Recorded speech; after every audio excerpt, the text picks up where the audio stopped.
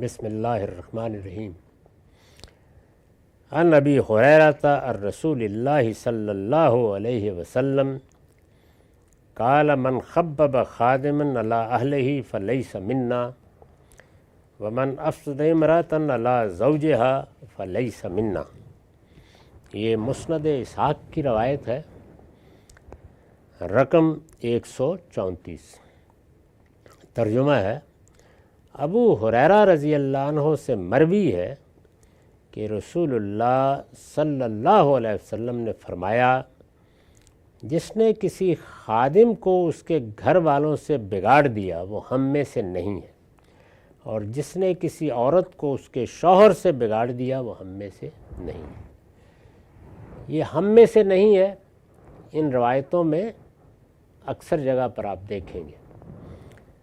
اسی طرح یہ اسلوب بھی دیکھیں گے کہ وہ مومن نہیں ہے، وہ ایمان نہیں رکھتا۔ یہ ایمان کی حقیقت، اسلام کی حقیقت کی طرف توجہ دنیا میں وہ اپنے اقرار کے لحاظ سے مومن ہے، مسلم ہے، مانا جائے گا، اس کے حقوق بھی قائم ہیں، لیکن اللہ تعالیٰ کے ہاں تو یہ دنیوی حیثیت زیر بحث نہیں ہے۔ نام تو بہت سے لوگ ہیں جو اپنا محمد رکھ لیتے ہیں، اس سے آدمی اپنی حقیقت میں تو محمد نہیں ہو جاتا۔ تو ایک بندہ مومن کے اندر جو شخصیت ہے وہ اللہ تعالیٰ کے ہاں پیش ہوگی۔ وہ شخصیت کیا ایمان رکھتی ہے، کیا وہ اسلام کو اپنائے ہوئے ہے، اس کے تقاضوں کو پورا کر رہی ہے، آخرت میں یہ چیز سامنے آئے گی، یعنی وہ اندر کا اسلام، اندر کا ایمان۔ اللہ کا پیغمبر ان چیزوں کی نشاندہی کر رہا ہے۔ مختلف موقعوں پر ظاہر ہے یہ باتیں کی گئی ہیں، کسی خطبے میں کی گئی ہوں گی، کسی شخص سے بات کرتے ہوئے کی گئی ہوں گی، لوگوں نے سنی اور وہ بیان کر رہے ہیں جتنی کچھ ان کو یاد رہ گئی ہے۔ تو اس میں بار بار یہ توجہ دلائی جا رہی ہے کہ اگر تم نے ایمان قبول کیا ہے یا اسلام میں داخل ہوئے ہو تو یہ محض ایک کمیونٹی میں اپنا نام لکھوانے کا کام نہیں ہے، اس کے کچھ تقاضے ہیں وہ تمہیں پورے کرنے چاہیے۔ اگر تم نے یہ تقاضے پورے نہیں کیے تو تم ہم میں سے نہیں ہو۔ یعنی اپنے باطن کو دیکھو، جیسے فرمایا نا کہ مسلمان تو وہ ہوتا ہے کہ من سلم المسلمون من لسانہ و یدہ، اس کے ہاتھ اور اس کی زبان سے دوسرے لوگ محفوظ رہیں۔ تو اب اگر آدمی کے ہاتھ بھی دراز ہونے سے باز نہیں رہتے اور زبان بھی گزبر باہری رہتی ہے دوسروں کے خلاف، تو پھر وہ سمجھے کہ وہ حقیقت ایمان سے محروم ہے، یعنی وہ جو اصل ایمان ہے وہ اس کو حاصل نہیں ہوا۔ تو اس کو وہ ہم میں سے نہیں ہے کہ الفاظ میں رسول اللہ ادا کرتے ہیں۔ تو یہاں دو باتیں فرمائیں، خادم کو اس کے گھر والوں سے بگاڑ دیا اور عورت کو اس کے شوہر سے بگاڑ دیا۔ اس کی شرح میں نے لکھا ہے، اس لیے کہ گھر اور خاندان ہی تمدن کی بنیاد ہے۔ جو شخص اس کی بربادی کے درپے ہوتا ہے وہ در حقیقت اس دنیا کے لیے خدا کی اسکیم کے خلاف بغاوت کا ارتکاب کرتا ہے، جو کسی مسلمان سے متصور نہیں ہے۔ اللہ تعالیٰ نے اس دنیا کا نظم اس طرح قائم کیا ہے کہ اس میں زیر دست بھی ہیں اور بالاتر بھی ہیں۔ ادارے اسی سے بنتے ہیں، نظم اسی سے چلتا ہے۔ یعنی یہ ہو نہیں سکتا کہ تمام انسان جو خلقت کے لحاظ سے برابر ہے وہ معاملے کے لحاظ سے برابر رکھے جائیں۔ اگر کوئی ادارہ آپ بنائیں گے تو اس میں بھی کسی کو اس کا سربراہ مقرر کریں گے، ذمہ داریوں میں تفاوت پیدا کریں گے، لوگوں کی صلاحیت کے لحاظ سے کوئی کام لینے والا ہوگا اور کوئی کام کرنے والا ہوگا، یہ ہر جگہ پیدا ہو جاتا ہے۔ اسی طرح کا وہ معاملہ ہوتا ہے جب ہم گھر بناتے ہیں، یعنی ایک مرد اور عورت یہ فیصلہ کرتے ہیں کہ وہ اللہ کی اسکیم کا حصہ بننے والے ہیں، نہ کریں، اللہ تعالیٰ نے کوئی لازم نہیں کر دیا، آزاد رہیں، لیکن وہ فیصلہ کرتے ہیں۔ یہ فیصلہ کس لیے کیا جاتا ہے؟ اولاد کے لیے، یعنی اگلی نسل کو اب ہماری آغوش میں پرورش پانی ہے۔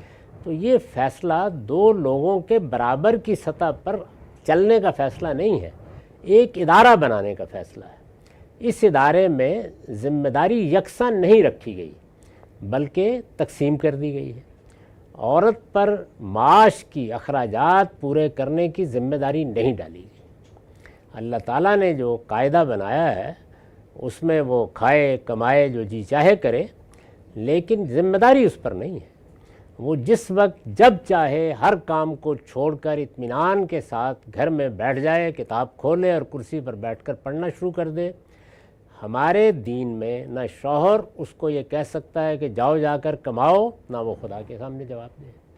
اس کا یہ کام ایک واجب ذمہ داری کی حیثیت سے نہیں، یہ ذمہ داری اس پر نہیں ڈالی گئی۔ جب یہ ذمہ داری مرد پر ڈالی گئی ہے تو اس کے لازمی نتیجے کے طور پر اس کو گھر کا سربراہ بنایا گیا ہے کہ وہ اصل میں اب آخری فیصلہ کن اتھارٹی ہوگا۔ آخری فیصلہ کن اتھارٹی کا مطلب کیا ہوتا ہے؟ ہم نے جو طریقہ اختیار کیا ہے، جہاں زیادہ لوگ ہوتے ہیں تو شورا کی بنیاد پر فیصلہ کر لیتے ہیں۔ اس میں کیا طریقہ ہے؟ حق اور باطل کا فیصلہ تو نہیں ہوتا، بعض اوقات اقلیت حق پر ہوتی ہے لیکن اکثریت کا فیصلہ نافذ ہو جاتا ہے، قانون بن جاتا ہے، ہم میں سے ہر شخص اس کو مانتا ہے۔ یہ کیا چیز ہے؟ یہ فصل نزاع ہے، یعنی جہاں ایک جھگڑا ہونے کا امکان تھا اس کو دور کرنے کا ایک طریقہ اللہ تعالیٰ نے بتا دیا۔ اسی طرح سے گھر میں مشورہ کیا جائے گا، رائے لی جائے گی، کسی کو برتری کا احساس نہیں دلانا چاہیے۔ تکبر ایک بڑی ہی قابل مذمت چیز ہے۔ معاشرت ہمیشہ معروف کی ہونی چاہیے، دوسرے کی بات سننی چاہیے، رائے لینی چاہیے، لیکن وہ وقت آ جاتے ہیں کہ جہاں اس خاندان یا ادارے کے لیے پھر کوئی آخری فیصلہ کرنا پڑ جاتا ہے۔ وہ فیصلہ جب کرنا پڑ جاتا ہے تو عورتوں سے تقاضا کیا گیا ہے کہ اس وقت پھر وہ شوہر کا فیصلہ مان لیں۔ بس یہی وہ اصل میں چیز ہے جس کو سربراہی سے تعبیر کیا گیا ہے۔ یہ فصل نزاع ہے، اس کا یہ مطلب نہیں کہ شوہر کا فیصلہ حق ہوگا، غلط ہو سکتا ہے۔ اور اس کو بھی بہت تاکید کی گئی ہے کہ عاشرہن بالمعروف، عورتوں کے ساتھ معاملات حسن سلوک سے کرو، محبت سے کرو، مشورے سے کرو، رائے لو، ہر چیز کے بارے میں سمجھو، سمجھاؤ، گفتگو کرو، بحث کرو، لیکن کوئی وقت آ جائے اور یہ نہیں کہ یہ کام روز کرنا چاہیے، تو یہ ہے اس میں ظاہر ہے کہ ایک درجے میں یہ احساس پیدا ہوتا ہے کہ میں نیچے ہوں۔ یہ احساس ہے جس کو گرد و پیش کا ماحول بعض اوقات بھڑکا دیتا ہے۔ اور یہ جو ہمارے ہاں بعض ازم پیدا ہوتے ہیں، ازم جب پیدا ہوگا یہ بات لکھ کر رکھ لیجئے، انتہا پسندی کو جنم دے گا۔ وہ کمیونزم ہو، فاشزم ہو، سیکولرزم ہو، کوئی ازم ہو، اسی طرح فیمنزم ہے، تو وہ ایک خاص طرح کا ذہن پیدا کرتا ہے جس کے نتیجے میں آدمی کے اندر ایک بغاوت کا عنصر پیدا ہوتا ہے۔ یہ گرد و پیش کا ماحول کر رہا ہے۔ یہ ہے کسی عورت کو اس کے شوہر سے بگاڑنا۔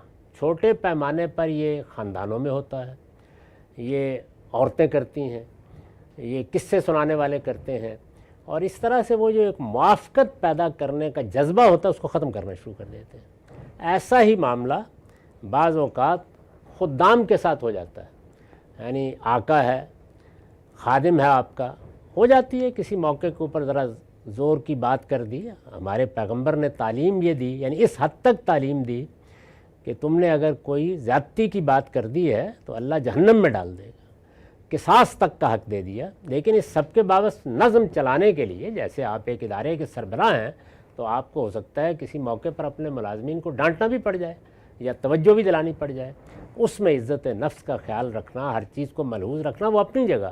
لیکن کوئی اگر فرض کیجئے بات ہو گئی تو بجائے اس کے کہ چھوٹوں کو سمجھایا جائے کہ وہ اس صورتحال کو سمجھ کر بربادی کا فیصلہ نہ کریں، بھڑکانے کا کام کیا جاتا ہے۔